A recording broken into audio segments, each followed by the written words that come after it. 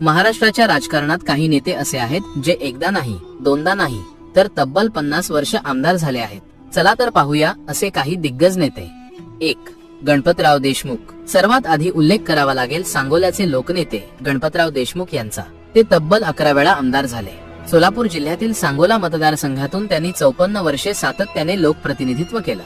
2. बाळासाहेब थोरात. काँग्रेसचे ज्येष्ठ नेते बाळासाहेब थोरात 1985 पासून संगमनेर मतदारसंघातून सलग 8 वेळा आमदार झाले. 3. अजितदादा पवार. 1991 मध्ये पोटनिवडणुकीतून सुरुवात केलेले अजितदादा पवार तेव्हापासून आजपर्यंत प्रत्येक सलग 8 निवडणुकीत बारामतीमधून विजयी. 4. दिलीप वळसे पाटील. 1990 पासून आंबेगाव मतदारसंघातून सलग 8 वेळा आमदार झालेले शांत, अभ्यासू आणि अनुभवी नेता दिलीप वळसे पाटील. 5. जयंत पाटील.